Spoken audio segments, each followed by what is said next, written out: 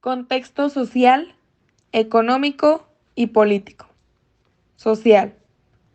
La sociedad novohispana estaba dividida en varios estratos, cuya posición estaba condicionada por cuestiones de orden económico, cultural y político. Una de ellas era su papel respecto a la posesión de los bienes económicos. Había un grupo muy pequeño de personas que controlaban la mayor parte de la riqueza, mientras que la gran parte de la población era pobre. Los pueblos indígenas debían pagar un tributo al gobierno y estaban sujetos a un régimen de autoridad que, por ambiguo, provocaba numerosas confrontaciones entre españoles, criollos y mestizos. Económico.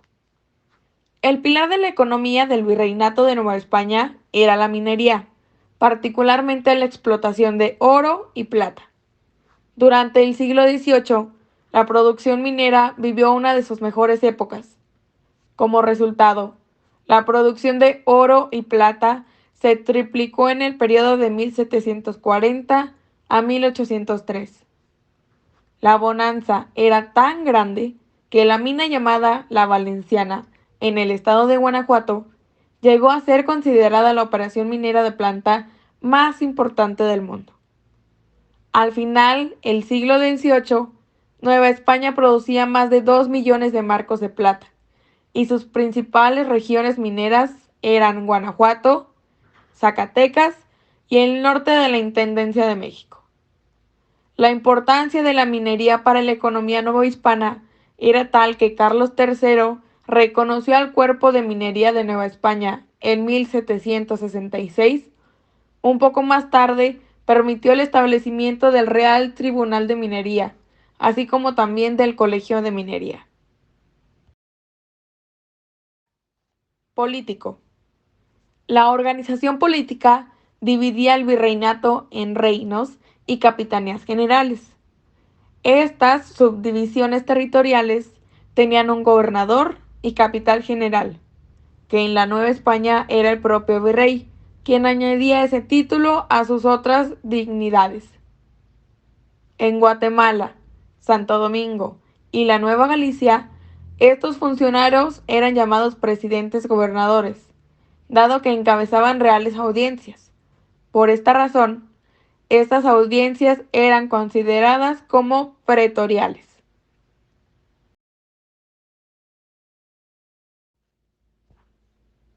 La Guerra por la Independencia Mexicana duró 11 años. Las etapas en las que suele ser dividido este periodo histórico son 4. La primera es el inicio de 1810 a 1811. La independencia de México fue un movimiento armado que comenzó el 16 de septiembre de 1810 y terminó el 27 de septiembre de 1821.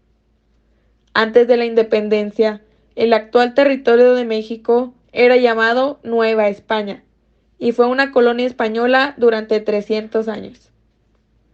Esta etapa es liderada por el cura Miguel Hidalgo y Costilla, cuyo propósito era el bien social.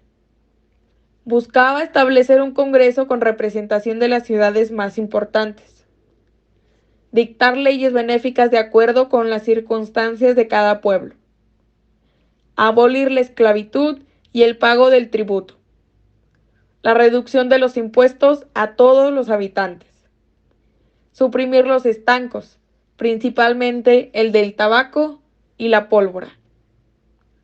Tras el grito de Dolores, en septiembre de 1810, tomó la Albóndiga de Granaditas junto a Ignacio Allende, siendo la primera batalla del ejército insurgente contra el ejército realista que defendía la corona española. Ustedes también son mexicanos, cabrones, y tienen hijos, y nos están chingando en la madre a todos. ¡Abran los ojos, pendejo! El ejército insurgente controló importantes regiones como San Miguel el Grande, Celaya y Guanajuato. Para octubre se llevó a cabo la batalla del Monte de las Cruces, donde los insurgentes salen victoriosos e Hidalgo intenta negociar con el virrey Francisco Javier Venegas. El resultado no es benéfico y decide retirarse. Ante este acto, el ejército insurgente se divide en dos, uno a mano de Allende y otro a mano de Hidalgo. Hidalgo se dirigió a Guadalajara y proclamó algunos decretos, entre ellos el decreto para la evolución de la esclavitud y el derecho para la devolución de las tierras. Se proclamó asimismo generalísimo de las Américas y fundó el periódico El Despertar Americano. En 1811, a las afueras de Guadalajara, se vivió la batalla de Calderón. Las fuerzas encabezadas por Hidalgo son derrotadas por las tropas realistas del general Félix María Calleja.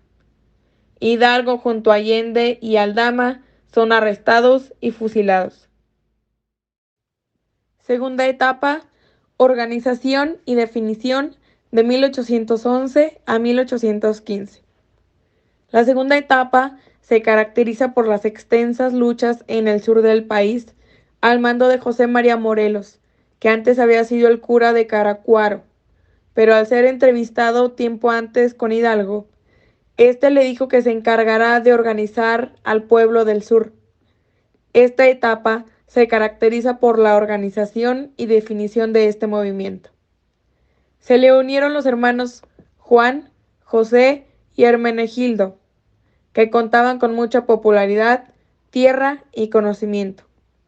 El virrey Venegas mandó a Francisco París a combatir contra Morelos, pero en Tres Palos el ejército insurgente obtuvo la victoria, lo cual causó conflictos entre las naciones. José María Morelos y Pavón comienza a tener victorias en el sur y el centro del territorio nacional.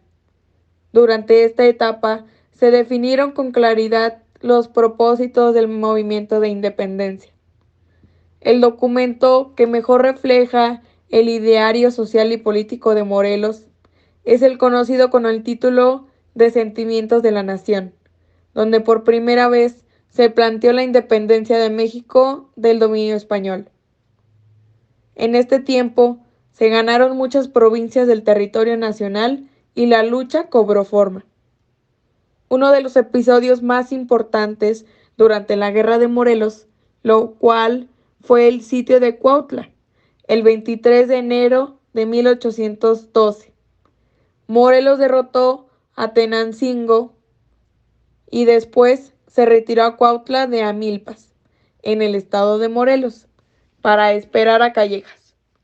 Tenía cerca de 4,000 soldados mandados por Matamoros, Galeana y los Bravos. Los realistas contaban con 3 divisiones mandadas por Callejas, Llano y Porlier. Estas fuerzas sumaban 8,000 hombres. Morelos resistió terribles asaltos desde el 18 de febrero hasta el 2 de mayo de 1812, en que a causa de la falta de elementos de guerra y de alimentos, rompió el sitio salvando la mayor parte de sus tropas. Morelos se replegó a Orizaba y luego a Oaxaca, donde nombró como su segundo a mando a Matamoros y lo hizo mariscal, lo mismo que a Galeana. Además, fundó el periódico Correo Americano del Sur. En Oaxaca se les une Félix Fernández, quien más tarde había de cambiar su nombre por el de Don Guadalupe Victoria. De Oaxaca, Morelos partió rumbo al puerto de Acapulco, al que tomó el 12 de abril de 1813. En 1813 fue llamado el virrey Venegas a España, y su puesto lo ocupó don Félix Calleja de hasta 1816. El 13 de septiembre de 1813, en Chilpancingo, Morelos convocó al primer Congreso Independiente que sustituyó a la Junta de Zitácuaro, y por primera vez en un documento escrito se habló de total independencia de España. Morelos se retiró de Puruarán para atacar desde ahí a los realistas, pero ahí cayó prisionero don Mario Matamoros, que fue ejecutado. Luego, en Coyuca, fue derrotado también Hermenegildo Galeana. Morelos redactó la famosa Constitución de Apatzingán en 1814 y se dirigieron para el puesto del poder en el Congreso a Bustamante, Quintana Roo y otros. Rosáins, secretario de Morelos, leyó después de las manifestaciones que hacía el Congreso con el título de Sentimientos de la Nación, en el que pedía se declarase que además América es libre e independiente de España y de cualquier otra nación, gobierno o monarquía. Se reconoce a la región católica como único culto. En cuanto a lo político, se asentó la soberanía del pueblo. El poder debía de caer en sus representantes. A su vez, dicho poder debía dividirse en los tres: legislativo, ejecutivo y judicial. Los americanos ocuparían los puestos públicos y no se admitirían en la nación más extranjeros que los artesanos, capaces de instruir en sus profesiones y libres de toda sospecha. Debía ser respetada la propiedad y el domicilio inviolable. Quedaban prohibidas las torturas y las penas inflamantes. Se abolió el tributo, además que quedaron instituidos como fiestas nacionales el 12 de septiembre, consignado a la Virgen de Guadalupe, y el 16 de septiembre, aniversario del Grito de Dolores. Morelos fue derrotado en Valladolid y los realistas penetraron el sur. El Congreso tuvo que andar peregrinando por distintos lugares, y cuando llegó a Apatzingán en octubre de 1814, dio a conocer la Constitución, inspirada en la francesa de 1793 y la española de 1812. La Constitución de Apatzingán jamás estuvo en vigor. Cuando se promulgó, los insurgentes habían sido desalojados de las provincias del sur. Morelos fue hecho prisionero y fusilado el 22 de diciembre de 1815 en San Cristóbal, Ecatepec. Tercera etapa: resistencia y guerra de guerrillas, de 1815 a 1820.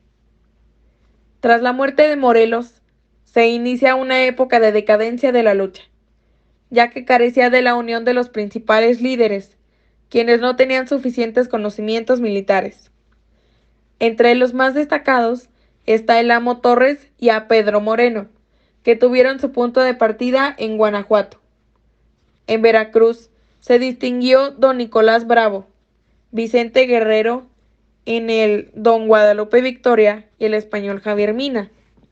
Por su parte, los españoles cometieron toda clase de excesos, por lo que la corona española mandó destituir al virrey y a poner en su lugar a don Juan Ruiz de Apodaca, que era gobernador de Cuba. Juan Ruiz llegó a la Nueva España en 1816 e inició su gobierno exigiendo que todos los insurgentes arrestados fueran sometidos a juicio y de ninguna manera se les fusilara sumariamente como había ordenado su predecesor. En la Constitución española de Cádiz se había incluido los principios liberales para parte de sus postulados, pero al regresar Fernando VII al poder, mediante el Tratado de Valencia, afirmado el absolutismo, suprimió la Constitución en 1814. La táctica militar de los insurgentes había cambiado, pues en lugar de atacar, prefirieron replegarse a las fuertes y organizar solamente la resistencia. Desde que Mina partió a Tamaulipas hacia el interior del país, comenzó a tener campañas victoriosas, pero luego, en uno de sus viajes rumbo a San Luis de la Paz, en Guanajuato, fue sorprendido por Liñán al mando de realistas en el rancho de Venadito, quienes siempre los habían perseguido. En la batalla murió Pedro Moreno y Mina fue hecho prisionero y condenado a muerte el 11 de septiembre de 1815. Así otra vez, el movimiento libertario comenzó a decaer. Los centros insurgentes fueron dominados por los realistas, como la Junta de Jaujila en Michoacán, que se disolvió en noviembre de 1819, y la de Palmillas en Veracruz. Otro tanto ocurrió con los jefes del movimiento como Rayón, Verduzco y Bravo, que sucumbieron ante la lucha siendo condenados a cadena perpetua. Mientras tanto, Guerrero comenzó su lucha en el sur. Cuarta etapa, consumación, 1821. La última etapa, que es cuando se logró la consumación de independencia, Vicente Guerrero e Iturbide son los principales actores. Tras 11 años de lucha, los criollos y el pueblo en general empezaban a ver perdida la rebelión. En el sur se mantenía invicto Guerrero, con un pequeño ejército. Ahí se le unió Pedro Ascendencio, que había combatido cultivando las tierras al mismo tiempo para no carecer de alimento. Ascencio había luchado en la Sierra de Goleta. En esta, los accidentes geográficos fueron un aliado para los insurgentes, ya que los realistas no estaban acostumbrados a pelear en esas condiciones. Fernando VII mandó a Riego y Quiroga a suprimir las luchas en la Nueva España, pero estos se levantaron para obligar al monarca a aceptar la Constitución, por lo que éste se vio obligado a jurarla y convocar a corte. Los conspiradores de la Profesa resolvieron entonces proclamar la independencia, llamando al poder a un príncipe español. Monteagudo propuso realizar el plan de don Agustín de Iturbide, en situación de Armijo. Al ver los problemas de los españoles, los insurgentes se alentaron para iniciar otra vez la lucha. Iturbide aceptó el plan de la Profesa. Este se encontraba despojado del mando, pero ahora se le devolvieron sus tropas y la caballería de la frontera, quienes al conocer las ideas de su capitán y lo aceptaron. Iturbide iba a ir hacia el sur, pero se dio cuenta que era inútil, ya que Guerrero también dominaba la zona. Aparte, lo occidentado del lugar favorecía a Guerrero, por lo que opta por negociar. Iturbide decide mandarle una carta a Guerrero donde le ofrece condiciones. Entre ellas, se reconocería su grado, su ejército y sus tierras, y que en el caso de no llegar a un acuerdo, sería él mismo quien intervendría para lograr la independencia. Viendo esto, Guerrero se interesó mucho en que Iturbide deseara la independencia, así que buscó la forma de entrevistarse con él. Después de largas conversaciones en Ecatepam, el 10 de febrero de 1821, se llegó a un acuerdo en el cual Guerrero quedaba a las órdenes de Iturbide. A este suceso se le conoce como el Abrazo de Ecatepam. Después le siguió la proclamación del Plan de Iguala, donde Iturbide modifica los acuerdos de la Profesa. Iturbide fue apoyado por los españoles, ya que éste les informaba que tenía sometidos a los insurgentes. Sin embargo, lo que él quería era unir tanto a criollos como españoles, para crear una nación que no estaría sometida a España. Al principio, se pensó en un gobierno monárquico, pero se quería que el gobernante, aunque fuera de la familia de los Borgones, gobernara en forma liberal e independiente. Y por último, se estableció que la única religión sería la católica. Estas fueron las famosas tres garantías: unión rojo, independencia verde y religión blanco, entendiéndose por la primera la fusión de los americanos y españoles. Con tales principios, Iturbide, el 1 de marzo de 1821, reunió a sus tropas y juró ante ellos cumplir los postulados de las tres garantías. El ejército resultante de la unión de españoles y criollos se les llamó trigarante, o de las tres garantías.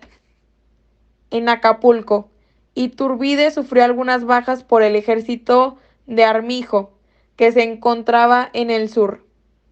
Iturbide marchó al Bajío y se le unieron varios realistas, entre ellos Filisola. En casi todas las provincias se les unieron personas importantes, tales como del de los realistas como Bustamante y Cortázar, como insurgentes como Bravo, Guadalupe Victoria, Rayón y Negrete. A los pocos días llegó de España Juan O'Donoju con el cargo de virrey, quien aceptó negociar con Iturbide y puso su firma el 24 de agosto de 1821 en el Tratado de Córdoba, que ratificaba en lo esencial el Plan de Iguala. El 27 de septiembre, el ejército trigarante, con Iturbide al frente, hizo su entrada triunfal a México, y el 28 se nombró el primer gobierno independiente. Así, después de 11 años de lucha, México se proclama un país independiente.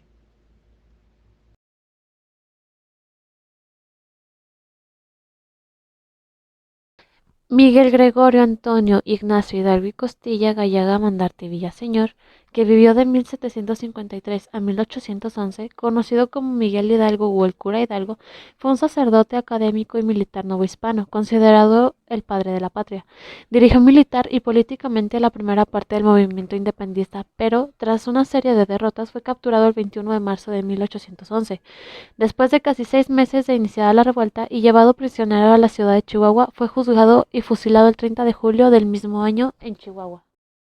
María Josefa Crescencia Ortiz Telles Girón de Domínguez, que vivió de 1773 a 1829, fue una insurgente durante la independencia de México, siendo una de las primeras participantes en la conspiración de Querétaro y pieza clave para el inicio de la lucha que encabezó el cura Miguel Hidalgo y Costilla en Dolores Hidalgo. Fue esposa del corregidor de Querétaro, Miguel Domínguez, por lo que es conocida popularmente como la corregidora.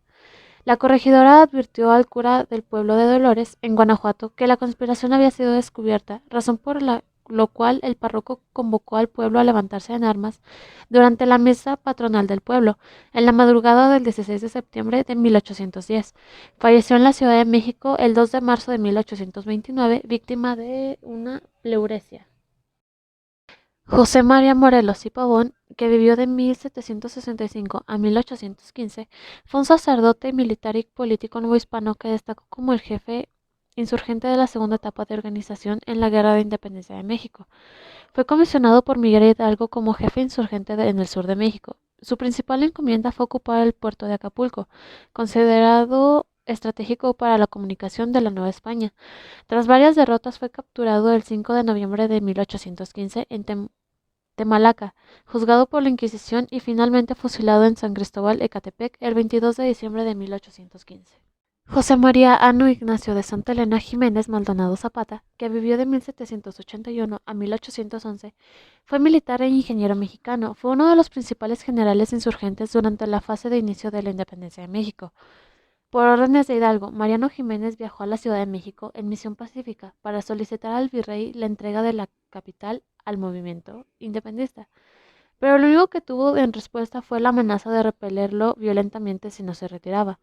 Fue fusilado el 26 de junio de 1811 en la Plaza de Ejercicios de Chihuahua, el mismo día que fueron ejecutados Juan Aldama e Ignacio Allende. Su cabeza fue expuesta con la de Hidalgo, Allende y Aldama en la Alhóndiga de Granaditas hasta la consumación de la independencia. Juan José Marcos Gaspar Antonio de Aldama y González fue un insurgente mexicano que participó en el proceso de independencia de México. Al descubrirse la conspiración, Aldama abandonó San Miguel para dirigirse a Dolores al encuentro de Miguel Hidalgo e Ignacio Allende, con el propósito de informarles de lo que estaba sucediendo. Así, al amanecer del día 16 de septiembre, participó en el grito de insurrección. Al capturarlo fue conducido a Chihuahua, fue juzgado y condenado a pena capital, siendo fusilado en compañía de Allende y Mariano Jiménez. Vicente Ramón Guerrero Saldaña, de 1782 a 1831, fue un político y militar mexicano de origen indígena y afromexicano que se desempeñó como presidente de México entre el 1 de abril al 17 de diciembre de 1829. Promulgó el Plan de Iguala, en el que el bando insurgente y la fracción realista de Iturbide se unieron para formar el Ejército Trigarante. Finalmente, el 27 de septiembre del mismo año, el Ejército Trigarante entró a la Ciudad de México, consumándose la independencia. Ignacio María José de Allende y Unzaga, que vivió de 1769 a 1811, fue un militar que participó durante la independencia novohispano, que se destacó como uno de los caudillos principales de la primera etapa de la Guerra de Independencia de México. Él, junto con Miguel Hidalgo y Costilla, dirigió el movimiento independentista, destacándose por su pericia y entrenamiento militar. Fue traicionado por Ignacio Elizondo, emboscado y junto con los cabecillas del ejército, apresado y conducido a la ciudad de Chihuahua, donde fue juzgado y fusilado el 26 de junio. Su cadáver fue decapitado y su cabeza colgada en una de las esquinas de la Alhóndiga de Granaditas, junto con las cabezas de Miguel Hidalgo, Juan Aldama y José Miguel Jiménez.